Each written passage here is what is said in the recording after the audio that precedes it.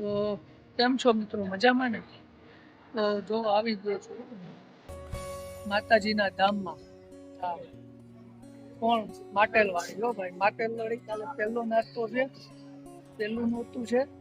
અને પહેલા નોરતામાં આપણે ફર્સ્ટ ક્લાસ સવારમાં માતાજીના દર્શન કરવાના છે. તો તાતણિયા ધરાવાળી, જળ ધરાવાળી, રાજપરાવાળી, વરાણાવાળી, રોહિસાળાવાળી માં સમકારી ખોડિયારના દર્શન કરવાના.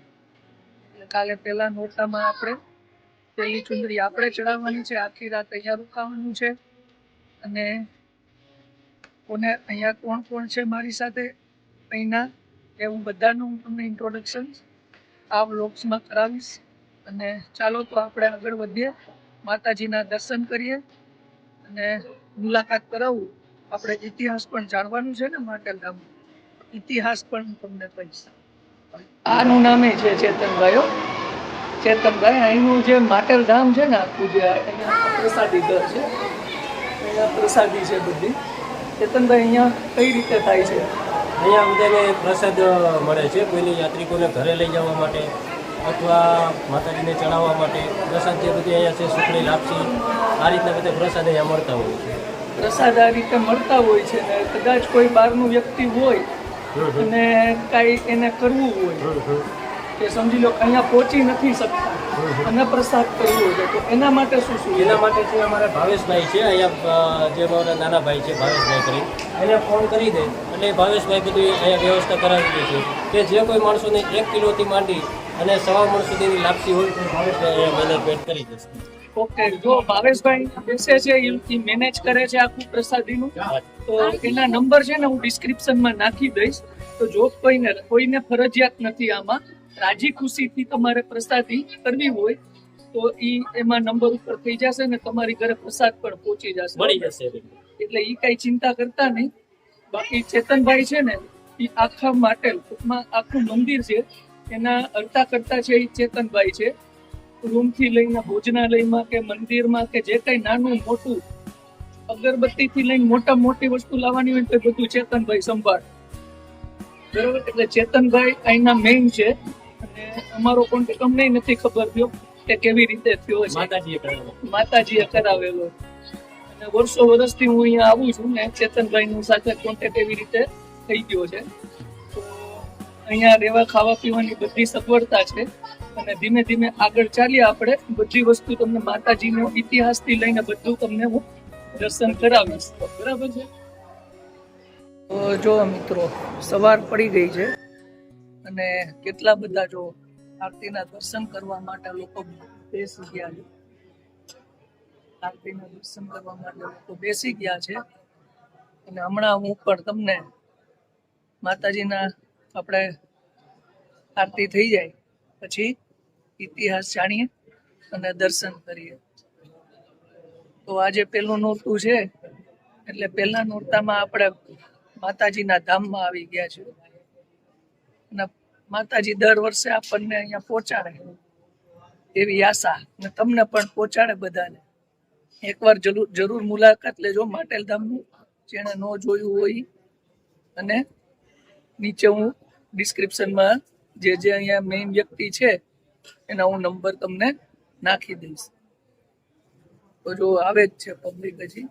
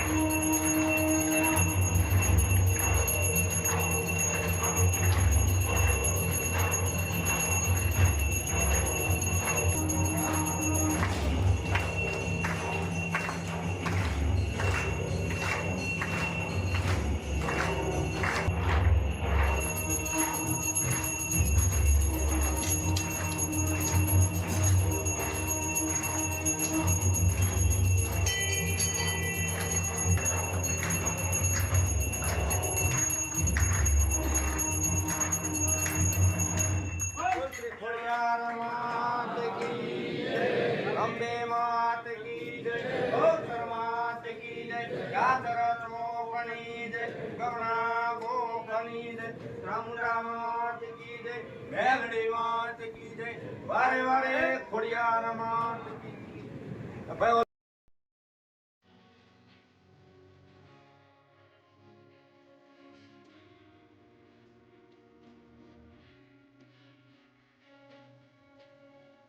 તો આવી ગયા છીએ ને પહેલા માતાજીના દર્શન કરી, ચુંદડી ચડાવી,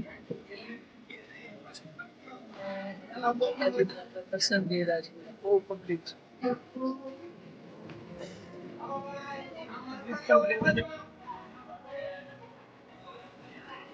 બસ ભગવાન માતાજી બધાની ઈચ્છા પૂરી કરે. બરાબર. માતાજી પાસેથી આપણે આશીર્વાદ માંગીએ છીએ.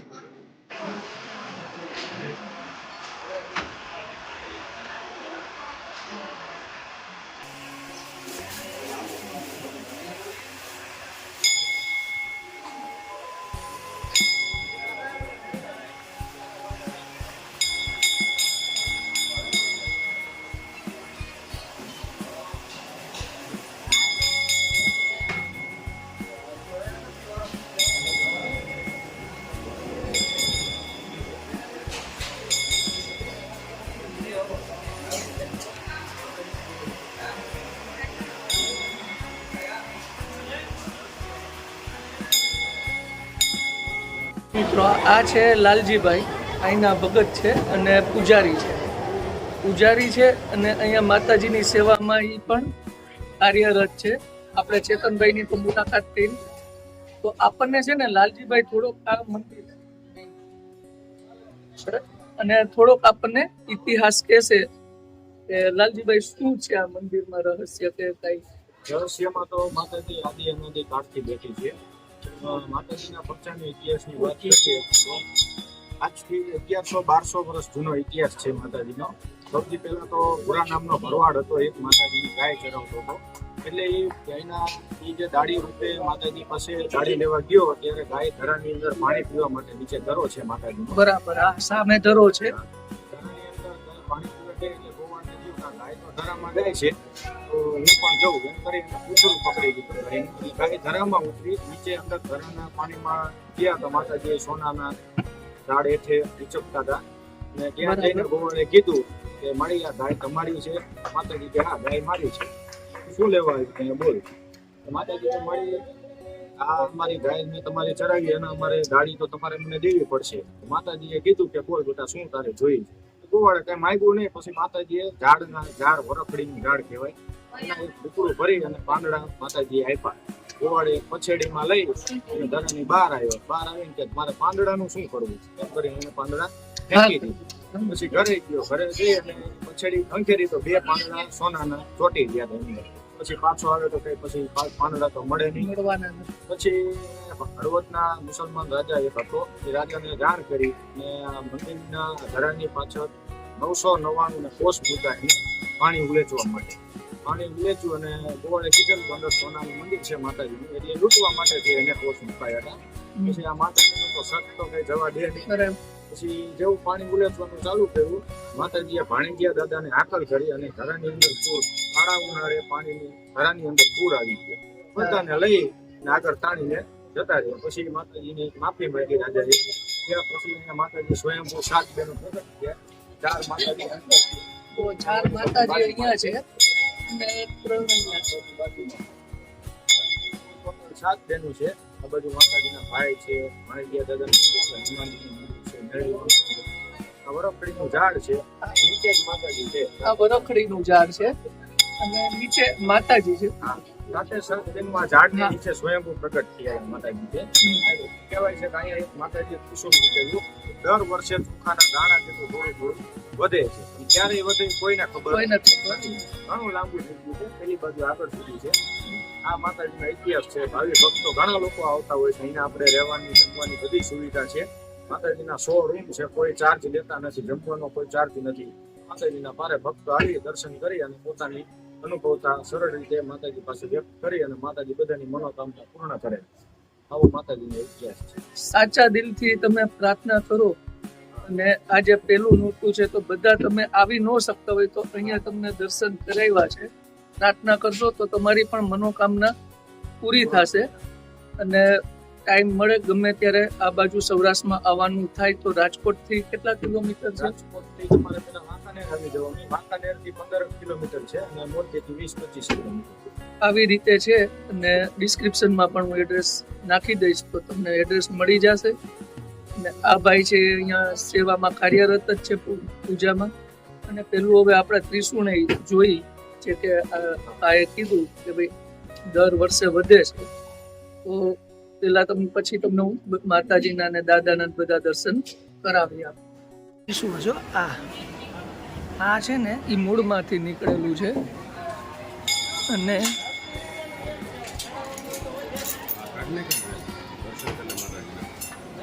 આ છે ને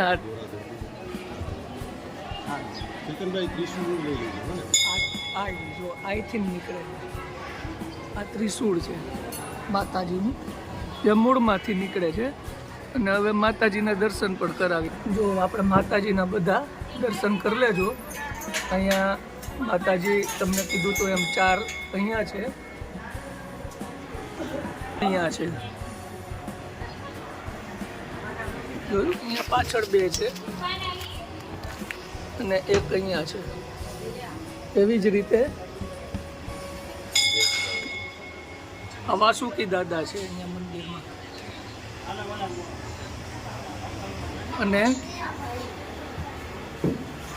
અહીંયા પણ માતાજી બિરાજે છે ખોડિયારમાં. પછી આ ભાણેજીયા દાદા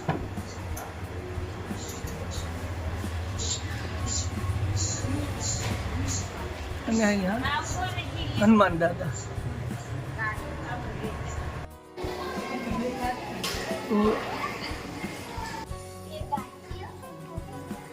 તો જો અહીંયા છે ને મેલડી માતાજીનું મંદિર છે.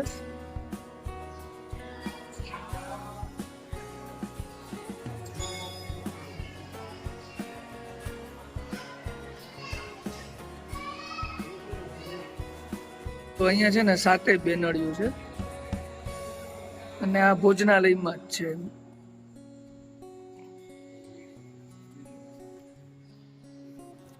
મિત્રો મજા આવી ને?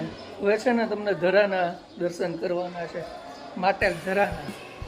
તો સ્કીપ કરતા નહીં હો. અને જેણે સબસ્ક્રાઈબ ન કરી હોય ને તો એ ચેનલ સબસ્ક્રાઈબ કરી નાખજો. હા, પછી કહેતા નહીં કે અમે રહી ગયા, પહેલાં નોરતાના દર્શન તમને કરાવ્યા છે ને. તો ચાલો હવે આપણે માટેલ ધરાના પણ દર્શન કરી લઈએ.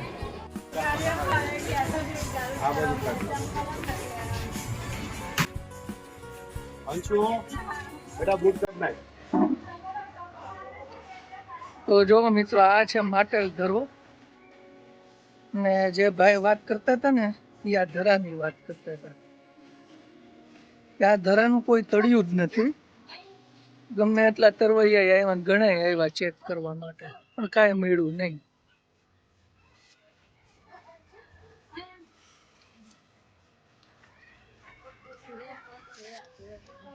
અને આ ધરાનું મહત્વ શું છે ખબર છે કે આ ધરાનું પાણી તમે લઈ જાઓ ઘરે અને કોઈ રોગિષ્ટ દર્દીને પીવડાવો ને, કોઈ બી હોય, તો તમને એનું છે ને તરત પરિણામ મળી જાય. એટલે સારું થઈ જાય, કેન્સર હોય કે ગમે તે હોય. આ ધરો છે ને લોકો બધા બહુ પાણી ભરીને લઈ જાય છે. તો માટેલ ધામ આખું તમને દેખાડ્યું ને હવે અમે ઘરે પહોંચી ગયા છીએ. તો ચાલો મિત્રો આપણે આ વ્લોગ અહીંયા પૂરો કરશું. નેક્સ્ટ વ્લોગમાં પાછા મળશું. બધાને જય શ્રી કૃષ્ણ, જય માતાજી, જય દ્વારકાધીશ, જય સ્વામિનારાયણ.